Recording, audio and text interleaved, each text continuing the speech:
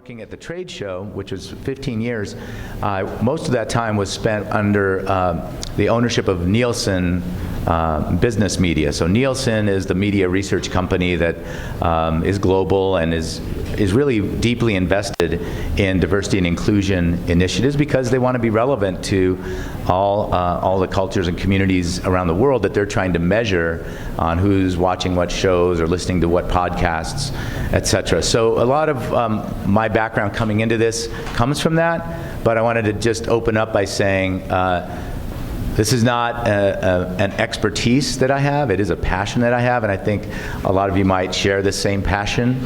And we're on this path together. I know that there's a lot of passion and feelings about the movement, and since the last time we came here together, there's been a lot that's said and shared.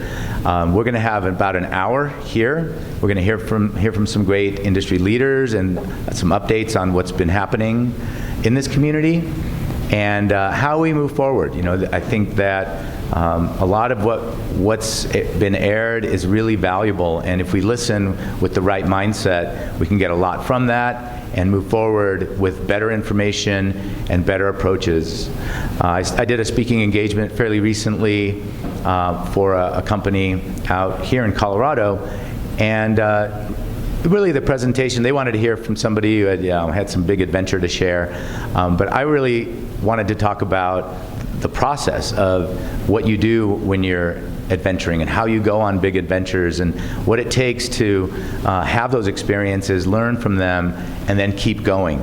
And so I think that process in the business world is often termed as Kaizen. You're iterating through the learning process. Each time you do it, you get better and better and better, and there's not really a there. So like sustainability in the outdoor movement or diversity in the outdoors, there's not a there. We're going to iterate, and we're going to continue to learn, and we're going to continue to try, and we're going to continue to fail and have pain and have challenges. But that's kind of what this whole adventure sports thing is about, right? So that's kind of the spirit of this gathering, is we're going to share some stories, some positive examples of work being done that you can take back to your organization or to your company and make suggestions and make changes and iterate your own Kaizen in your organization. So thanks again for coming. I just want to go through a little bit of housekeeping before we get into it. First of all, the sandwiches in the back, there's only a little bit of salad. Sorry, I under-ordered on that front. Also for drinks, if you are thirsty, there's water down the row at the kitchen. You can get some fresh water in your bottle. If you need a cup or a container, those are available around over in the kitchen as well. This space, the Commons here, is like a co-work space that's been here for several years, and we've been lucky enough to have a good relationship with them, and they allow us to have this presentation room at a very reasonable cost. So I want to just be respectful of the space here. We want to leave it as clean as we found it, which was pretty clean. So thanks for doing that. Also, for housekeeping, what else did I want to say about that? Oh, so for the timing of things, we're going to jump in with a couple of stories from some industry leaders that you might have heard of and talk about this healing and conflict resolution in communities, in our community of the outdoor industry and of the outdoor adventurer. And so we'll start with some short presentations, about 10 minutes each. This is kind of a lightning style presentation. So we'll hear from different people, and you'll get to hear several different examples of what organizations are doing. We'll close early at the end, and what I really want to encourage at that point is kind of what I just interrupted, and that was you getting to know some of the people here that you might not have met before, and to expand your network of people in this movement of diversifying outdoors. For those of you that are coming up, just know that this is a tether, so you can't get too far from this stage. So if you walk off, I'll try to come and fix it, but not particularly super fast at that. So Also, from a video standpoint, this is on film. This is being captured on video and also being live streamed for Latino Outdoors. There's Christian over here on that. So thank you guys for spending the time and helping us reach the world.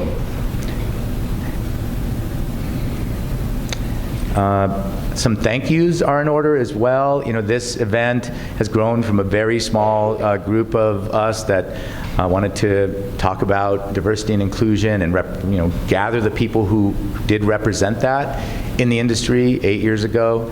And that group has grown quite a bit. And so with that, and my departure from the trade show team, I really appreciate the sponsors who recognize the value in this gathering of diverse folks from outdoor.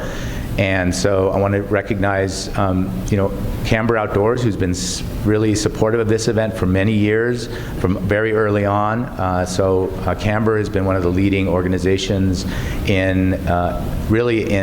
for the most time that I've known them, as the Outdoor Industry Women's Council, leading women in leadership, leading recruitment efforts of women into the outdoor industry and advancement into the highest ranks of our industry, and really taking on the full breadth of diversity and inclusion for the industry. So thanks to Camber for that. There's several Camber team members in the room. Also, Outdoor Industry Jobs. I think Laurel couldn't make it, but Jennifer's here from Outdoor Industry Jobs, another great resource for finding your next gig or finding a gig if you're in that mode, which I often am. So thanks to Outdoor Industry Jobs. First-time sponsors this year are VF Corporation. So VF is the company that owns the North Face and JanSport and Vans and a number of top brands, Smart Wool, in the industry. And so having VF support is awesome. And it's important to have large organizations as well, because oftentimes they do have the resources to be able to put forth programs that can be modeled at smaller company levels. So learning about what's happening there is important, and there's been an increasing presence of companies and retailers here as well. And speaking of retailers, REI is a sponsor this year too, and thanks to the REI team for stepping up. I know Nicole's here and probably some other folks. And so those you know who REI is. Just a quick note, REI, I competed with REI for most of my career as a retailer, really all of it. And they were formidable back then and much more formidable now. But when I first left Adventure 16 and came to work for the trade show, I got a call from REI, and they were working on a catalog, and one thing led to another, and I ended up on a catalog of REI. It wasn't the REI catalog, it was the REI outlet catalog. But hey, I got something. And it was around the same time this Ford Motor Company contacted me, and I ended up on a commercial there, and it was really scratching my head about that. Like, wait, I'm not, I don't belong necessarily. I'm not an actor. I'm not a model. But it was the efforts were there, and it became clear to me that these companies want to sell products to a whole bunch of people, and they need to be relevant, and they want to be authentic. And that's kind of where there was a spark that caught there. Even though I had studied some elements of diversity and inclusion and done workshops with Outward Bound and was kind of their poster child, was also a poster child for Nielsen. It was when that thing happened that it really clicked. Like, wait a minute, representation matters, authenticity matters, and so how we go about doing this is not necessarily as simple as the United Colors of Benetton. This is goes a little deeper than that if you're really trying to have an impact. So thanks to REI for being our sponsor here too. And then lastly, New Normal Consulting, which is my old friend Brad Wernz. Brad, where are you? Oh, there he is, hiding in the corner. Brad's been a great friend and really one of the originators of this lunch, along with myself and a few others. And so his organization, New Normal, helps retailers and brands really connect better in the modern age of doing business in e-commerce, in marketing design and implementation, in rep engagements, and all the aspects of the industry that you see in play there at the show. A few other folks too. I can't go without thanking Devaki. Devaki Murch is she's the director of the Grassroots Connect show, which happens a couple times a year, is an important specialty retail event, but more importantly, she's been one of my great friends from almost my day one in working with the show. She's worked for Prana, she's worked for the show itself, she does amazing work and always with an amazingly positive attitude. So thank you, Devaki, for all your years of support. And then last housekeeping item is there's a table at the exit, or at the entrance there, and there's some magazines on there that are free for you. It's The Voice, which is run by the team at Active Interest Media, and that particular issue has a really great article by James Mills, who a lot of you know. He had to leave to another event, but no, he didn't. He's standing right there. So anyway, James is here. If you want an autographed copy, you better do it quick because he's got to go. But there's a great article. It's called, what's it called, James? Change? No change, no pain, no change. No pain, no change. Awesome. So get that copy, read it. I also have a little piece in there, but it's mostly about just business updates from the industry. But it's really James's article. That's you want to get a copy of The Voice. And Kristen is here too, who is the editorial director and publisher of that magazine. So hit her up with all the questions. There's also one more thing. There's the 5 Point Film Festival tonight. It's the Night of Stoke, they call it. But 5 Point Film Festival has been around quite a while, and I've arranged to have a limited number of tickets. If you don't already have tickets to the event tonight, you can pick some up there that are on me or on the luncheon. Thanks to the sponsors, of course. And so let them know. The woman up there is Christine. So she's there with 5 Points. Tonight it's happening right here. Is it at the Belco? The Paramount. So it's just up the street a little bit. So if you have time tonight to make it, it'll be a great event of celebration and also just amazing adventure films showing a lot of faces that are not the usual suspects. I'll just say that much. All right, so thanks again to everyone for being here, and we'll get into the program. And so I'm going to start off myself because I want to be kind of open and transparent about my position on kind of what's been happening in the industry,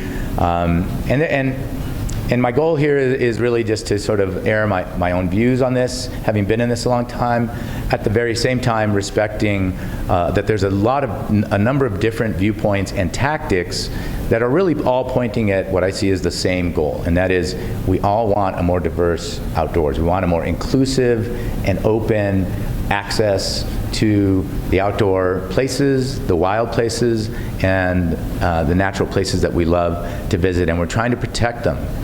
And the way we protect them is we get more people engaged and involved and passionate and interested. And I think we can all pretty much agree on that. How we get there is where we have different tactics. And I believe that there's room for lots of different tactics at this point. We don't need a mothership necessarily. Sometimes we wish that there was sort of a leading organization or one place to go where we can find all the resources. And I think that eventually that will happen. But that's not to say that we don't already have leading organizations. But right now, the movement is relatively young in the outdoor industry. There's a lot of other industries out there that are, in my opinion, further down the road. And we can look to those industries for leadership, for guidance, for straight up poaching of great ideas and implementation of DEI initiatives inside of companies, inside of organizations, and in our community of outdoor users. So if you have connections to this, to other industries, this is a situation where, unlike sustainability in production or in business models, we don't need to invent this. We do need to implement this, but we don't need to invent this. I think that we can see other examples, and depending on the scale of your organization or your individual ability, put those in practice. And an example of that is at the Access Fund, where I serve on the board. I'm in my 8th year now. We we undertook this. I had an opportunity to be the vice president and the president of the board, and the organization was very functional. It was punching way above its weight. It was doing great work across the country and opening access. Access as defined kind of in the old way, which is, literally like, can we come into this space and not get arrested or shot or, treated poorly? There's a different definition of access. I think that's emerging now. But when I came on the board, that was the case. In my role in leading the board, I felt like I don't need to change anything. Brady's doing an amazing job. The staff is doing a great job. The mission is being achieved. But what's missing is we don't reflect the climbing community anymore. The climbing community, from the 80s, was more of the usual suspects. It was people that wanted to take on hard challenges in the vertical environment, and those are mostly white guys. And so that was who was on the board for a lot of the time.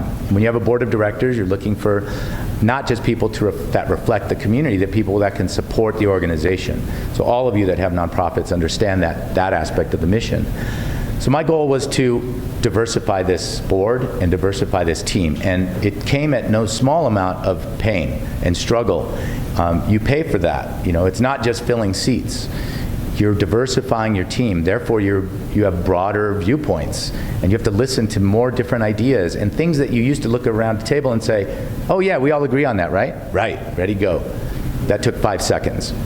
There's going to be more questions about that. It's like, wait a minute, before we ready go, what about this?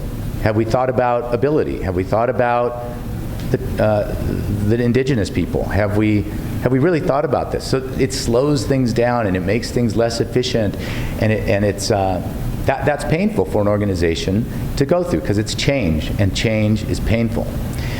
So I'm sharing this not because I think the Access Fund is, we're there and you should all copy it. I'm just saying that my experience there, it was deliberate, and I went in with a mission and an agenda, and I feel like it was a successful beginning, and I think we're still in that beginning. And Chris Winter is here. I know you're here somewhere, and I don't know if he'd agree or disagree with me, but we're moving down the path. And there's going to be wins and losses. We're going to take steps forward, and then we're going to step on our foot, and we're going to fall, and then we're going to have to get back up, or in the climbing analogy, get back en route and keep going. And that's how we as a community, I feel, can move forward too. That iterative process, that experience of going through a difficult section and then looking back on that. In the Japanese, it's called hansei. The hansei is looking back on an event or a thing you did or a day, and you review it. It's kind of a post-mortem, you might call it. And you really take your time to dig deep and say, okay, well, what went right and what didn't go right, and how can we do it better? And then you put the changes in place through different techniques to create that more positive outcome next time, and the next time, and the next time. And that's actually what Kaizen is. It is the changing of the process, but it's all based on that hansei, that review. So if there's one idea that to go away with, it's that kind of like that hindsight review, and then finding ways to put changes in place that are lasting. In the case of the Access Fund, again, we changed the language we use in our employee handbook, in the board policy manual, in our outgoing messages, in our outgoing marketing imagery and video and all that. So we're still getting there. It's certainly nowhere near perfect. But let's not let perfect become the enemy of good. I think that's where I'd like to leave off.